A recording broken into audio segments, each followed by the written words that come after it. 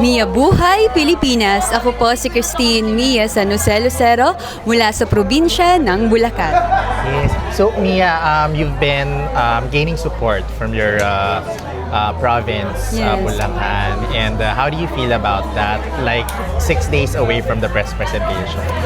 Well, sobrang saya po na inirepresent ako ang lalawigan ng Bulacan at nararamdaman ko din po yung pagmamahal nila sa akin. Lalo na nitong nakaraang araw lamang po ay nilabas ng New Star ang leaderboard ng headshot po namin para sa beauty at nag-number 1 po ako at ang Bulacan. So mula po doon, nararamdaman ko yung suporta at pagmamahal nila. Yun din po yung nagbibigay sa akin ng inspirasyon na lumaban pa at ipakita ang galing ng isang Bulacania. And nagsistand out ngayon yung pag-answer mo to all of the interviews and using our native language. Salamat po. Is this a strategy or has this been something that's you've planned to be part of your journey in Binibining Pilipinas? Simula nung sumali po ako sa pageant o pumasok sa industriyang ito, ang wikang Filipino na po ang ginagamit ko kapag sumasagot ng mga katanungan o nakikipag-usap po sa maraming tao dahil nais ko na mas katukin pa yung mga kababayan natin na lalo na nitong Marso ay lumabas na low functionality rate ng ating mga kababayan. Bago natin katukin ang mas malalaki o iba't ibang bansa, katukin muna natin yung mga kababayan natin na mas maintindihan nila na mas kailangan natin sila, na pakita natin sa kanila na yung lingwahe natin, yun yung maging daan natin na maintindihan nila yung nangyayari sa lipunan natin. At mula doon, ako sana yung maging huwaran nila na gawin natin yung tama, bumoto ng tama at iluklok ang mga taong nasa posisyon na may malasakit at pagmamahal sa bayan. So ang aking po inspirasyon ay yung mga kababayan natin na mas kailangan pang hikayatin na maging isang mabuting nilalang at gagawa ng mabuti sa ating lipunan. We want to get your thoughts about kasi there are newer pageants which are emerging right now, trending right now, but fans are saying na Binibining Pilipinas is sticking with the traditional pageant platform. Your thoughts on that?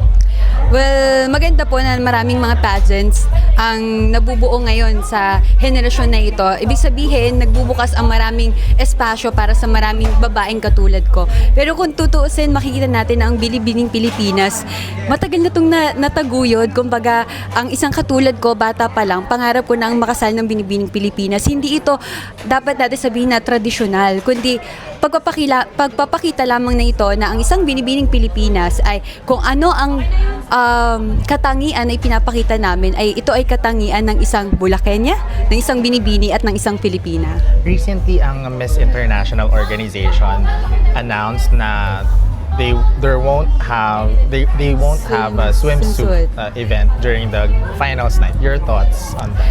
Para sa akin, okay lang po kung tanggalin nila o panatilihin nila ang segment na ito kasi wala namang masama sa pagpapakita ng ating katawan, lalo na kung ang goal natin ay ipakita ang ating physical health, maayos ito, na fit tayo. Ang mahalaga ay yung kung ano ba yung rason kung bakit tayo sumasali sa espasyo na ito. Ang mahalaga kung ano ba yung advokasya ng mga binibini na lumalahok sa ganitong klaseng patimpalak. Yun naman palagi ang mahalaga dahil yun din yung ginagamit natin bilang inspirasyon at motibasyon sa ating mga kababayan. How about your thoughts on voting as making up a bigger part of determining the winner in a scoring for a pageant?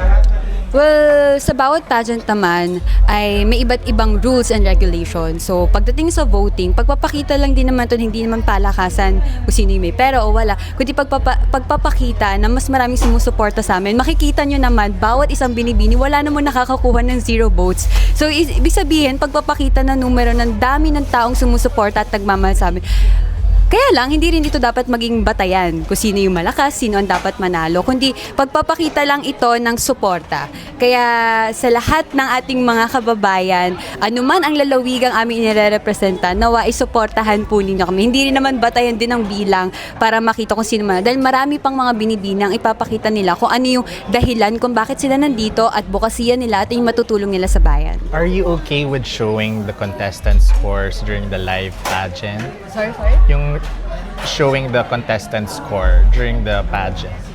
Are you- Tulad nga po ng sinabi ko, ang bawat pageant ay may iba't ibang rules and regulations. So kung sila ay lumahok sa isang patimpalak na pinapakita yung resulta o yung score nila, okay lang naman yon dahil kung ito'y makakatulong sa kanila para mas ma-boost ang confidence nila. Kung may mababa naman silang makuha, yun pa rin naman ay dahilan para mas galingan. Your message sa mga supporters and mga followers. Sa aking pong kapwa Bulakenyo at Bulakenya at sa sambayan ng Pilipino, maraming salamat po sa suporta ng inyong binibigay sa akin. Hayaan po ninyo na ang pagtungtong ko na entablado ng Binibining Pilipinas ay hindi lang maging isang beauty queen o maging isang leader, kundi maging panawagan sa ating mga kababayan na patuloy ko po kayong hihikayatin na gawin natin palagi ang tama at mamulat sa katotohanan. Yun lamang po at maraming salamat. Thank you.